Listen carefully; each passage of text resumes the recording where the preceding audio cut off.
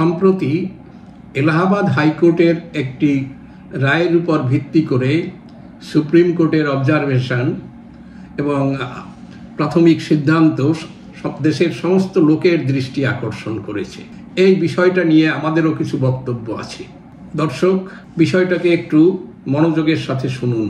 ঘটনাটি হচ্ছে, একটি মেয়েকে তাকে দুজন লোক মোটর সাইকেলে যাচ্ছিল এবং জিজ্ঞাসা করে সেই মেয়েটিকে তার বাড়ির কাছে পৌঁছে দেবে এই কথা বলে তাকে মোটর সাইকেলে তারা তুলে বদমাশ লোক যা করে তাকে একটা স্থানে নিয়ে গেছে এবং সেখানে গিয়ে তার উপর শারীরিকভাবে অত্যাচার, যাকে বর্তমান ভাষায় যৌন নির্যাতন বলে, তাই করেছে।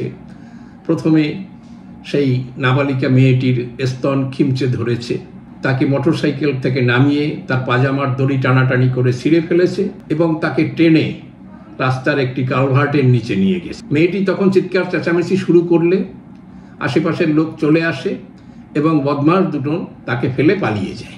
কিন্তু এই নিয়ে কেসটি পুলিশ আদালত হয়। বিষয়টি শেষ পর্যন্ত হাইকোর্টে গিয়ে গড়ায়।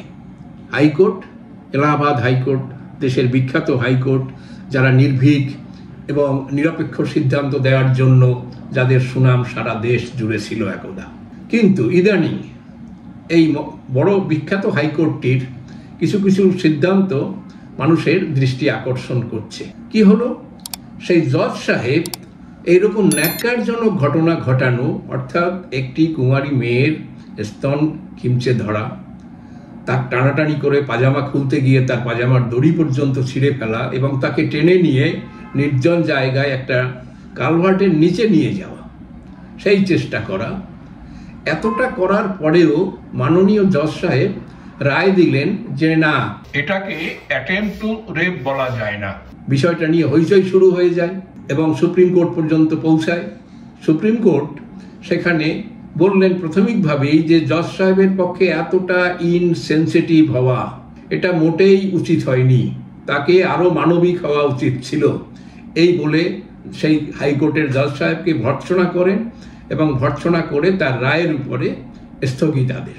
বিষয়টি এখানে শেষ হয়ে গেলেই আমাদের বক্তব্য শেষ হয়ে যেত, কিন্তু তা নয়। কথা হলো, সুপ্রিম কোর্ট কি আরো কোনো সিদ্ধান্ত নেওয়ার ছিল তাদের এই রায়ের বাইরেও?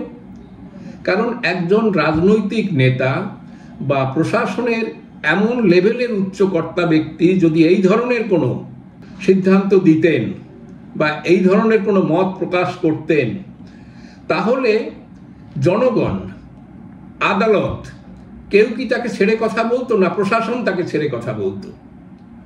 আমাদের সাম্প্রতিককালের একটি ঘটনা মনে আসবে সবার, কলকাতার, যেখানে একজন রিটায়ার্ড আইপিএস অফিসার, তিনি একটা সভায় বক্তৃতা প্রসঙ্গে একটি অঞ্চলের, কলকাতার একটি যৌনপল্লী এলাকার নিরাপত্তার প্রসঙ্গের সাথে আরজিকরের নিরাপত্তা ব্যবস্থার সাথে তুলনা করেছিলেন। সেইটুকু কথা প্রচার মাধ্যম, একাধিক মিডিয়া তাকে ফলাও করে এমনভাবে প্রচার করেছেন যে সেই IPS officer, retired IPS officer, যাকে এতদিন ধরে সবাই সৎ, কর্মঠ এবং কর্তব্যপরায়ণ বলে সবাই মনে করতেন, তার সম্পর্কে বিরূপ মনোভাব তৈরি করে ফেলল এবং এমন হলো তার এগেনস্টে একটি কেস ফাইল করে দেওয়া হলো কলকাতার একটি থানায়। সেই থানা থেকে তাকে ডেকে পাঠানো হয় এবং একজন রিটায়ার্ড আইপিএস অফিসার থানায় গেলে পরে যেটুকু সম্মান বা তার পজিশন যেটুকু প্রাপ্য সেটুকু তো দেওয়া হলো না। তাকে কয়েক ঘন্টা বসিয়ে রেখে তাকে এমনভাবে জেরা করা হলো যে যার ফলে শুধু সেখানেই তারা ক্ষান্ত হয়নি, রাজনৈতিক দল এবং থানার লোকেরা সেখান থেকে সেই যৌনপল্লীর মেয়েদের ডেকে এনে তাকে জুতোর মালা পরাবে এরকম একটা প্রচেষ্টা করা, তাও করা হলো। এবং তার পরিণতিতে সেই আইপিএস অফিসার সেই মানসিক চাপ, মানসিক অত্যাচার, অপমান তিনি সহ্য করতে পারেননি এবং পরবর্তী সময় তিনি স্ট্রোক করে তিনি মারা যান। হসপিটালে দীর্ঘদিন ভোগান্তির পরে তিনি মারা যান। অর্থাৎ যে ক্ষেত্রে সাধারণ মানুষের ক্ষেত্রে, একজন প্রশাসনিক কর্তা ব্যক্তির ক্ষেত্রে জিনিসটার পরিণতি এই লেভেলে এরকম দুঃখজনক পরিণতিতে পৌঁছে যেতে পারে, সেখানে সেই বিচারপতির সম্পর্কে সুপ্রিম কোর্টের আরও কিছু করণীয় ছিল বলেই আমাদের মনে হয়। কারণ এই বিচারপতি এরকম আরও কত সিদ্ধান্ত দিয়েছেন এবং বিচারপতির বয়স এবং অন্য অন্য দিক বিবেচনা করে তিনি এক সময় সুপ্রিম কোর্টেরও বিচারপতি হতে পারেন, অন্য অন্য যোগ্যতাদি থাকলে তিনি সুপ্রিম কোর্টের প্রধান বিচারপতি হয়ে যেতে পারেন। সেক্ষেত্রে পরিণতি কি হবে?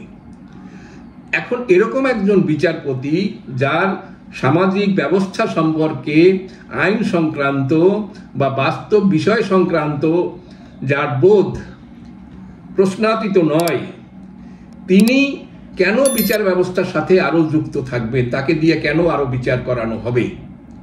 তাকে সাসপেন্ড করা, কাজ থেকে বসিয়ে দেওয়া, বিচার থেকে অন্য কাজে নিয়ে যাওয়া এবং তার ক্ষেত্রে অন্য যদি কোনো ব্যবস্থা থাকে সেই ব্যবস্থা রিকমেন্ড করা বা সুপ্রিম কোর্টের নিজের সেই ব্যবস্থা নেওয়া যদি না হয়, তাহলে মানুষের কাছে সেই ব্যক্তিগত বিচারপতির কথাটাই নয়, সামগ্রিকভাবে বিচার ব্যবস্থা সম্পর্কে, সুপ্রিম কোর্টের ব্যবস্থা সম্পর্কে মানুষের কাছে প্রশ্ন উঠবে। কারণ বিচারপতিদের মনে রাখতে হবে যে তারা দেশের বাইরের কোনো প্রতিষ্ঠান নয়, জনগণের কাজের জন্য, জনগণকে ন্যায় দেওয়ার জন্য তাদের সেই প্রতিষ্ঠান, এবং সেখানে জনগণ যেন তার আস্থা না হারায় সেই ব্যবস্থাটা তাদেরকে ধরে রাখতে হবে। শুধু সাংবিধানিক পদ ধরে রাখা, সাংবিধানিক গুরুত্ব ধরে রাখা, নিজেদের কাছে ক্ষমতা নিয়ে নেওয়া, সেগুলো ভাবলেই হবে না। জনগণের বিশ্বাস অর্জন করা এবং সেই বিশ্বাস বা আস্থাকে বজায় রাখা, এটা সুপ্রিম কোর্ট, হাইকোর্টগুলোর যদি না করেন তাহলে মানুষ আর কোথায় যাবে এরপর? আমাদের বক্তব্য এটাই। এটা যারা শুনেছেন তারা বন্ধু বান্ধবের কাছে ছড়িয়ে দিন, জানুন, জনমত তৈরি করুন এবং এই বিষয়ে আপনারাও প্রশ্ন তুলুন।